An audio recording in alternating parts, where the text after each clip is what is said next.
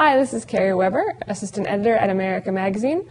We are doing an online series of Advent reflections, and today I will be speaking about Caravaggio's Nativity featuring St. Lawrence and St. Francis. Caravaggio's painting of the Nativity is in many ways a familiar scene. Mary and Joseph sit beside the child Jesus while an angel hovers over them. A shepherd leans on his staff and an ox surveys the scene. But in an interesting twist, the artist also depicts St. Francis and St. Lawrence, which is interesting because technically they weren't born at the time of Christ's birth. The unusual additions can be explained by the fact that the painting was commissioned by the Company of St. Francis, a lay apostolate in charge of the oratory of St. Lawrence in Palermo, Italy.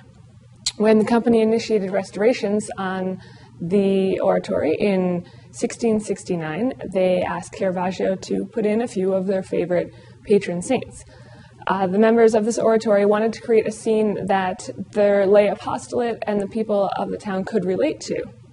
In some ways, the painting's historical inaccuracies seem a bit glaring. In addition to the people that were not born at the time of the birth of Christ, it features Italian clothing contemporary to that time on Mary and Joseph. It also features an angel carrying an actual banner, and the family seems relatively well put together for one that's traveled so far. And yet I think it's these historical inaccuracies that help to create the greater picture of truth that the painting conveys. The family bears no halos. Mary's clothing would have made her much more relevant to the people who looked upon the painting at that time. It seems Caravaggio took great pains to make the Christ child and his family especially human. Mary is seated on the ground in a position of humility and poverty.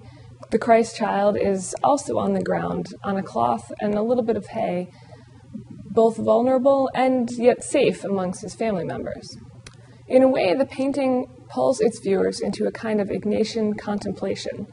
Caravaggio was asked to convey the essence of the Nativity story with a few additional characters, and in doing so, perhaps asks us to do the same. When we see this image, we consider the entire story through new eyes. How would these holy men have reacted to the birth of Christ? How would it have affected their lives? How, if we had been present, would it have affected our lives? And how does it continue to affect our lives today? This scene is a comfortable one in which to imagine ourselves as friendly animals, cute angels, and soft hay. But it also begs the question, are we willing to continue to paint ourselves into the life of Christ as he continues to grow? Are we willing to grow with the Christ child? And are we willing to put ourselves into scenes that are less comfortable? To place ourselves besides those who are suffering today, place ourselves besides those who embody Christ in our world. The Holy Family depicted here endured struggles, as modern families do, and they met those struggles with faith and perseverance, and obtained the peace, if only fleeting, that we see in this painting. But when we add ourselves to the scene, when we try to imagine it firsthand, we become more aware of the hopes and the fears and the doubts that led up to it.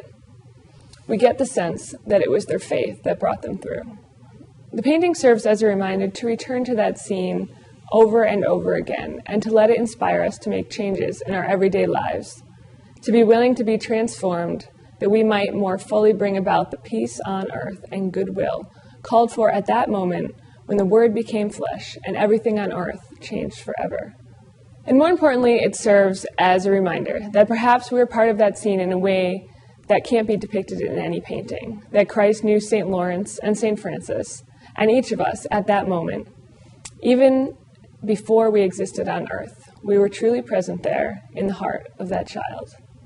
Thanks for joining us. This is Kerry Weber from America Magazine.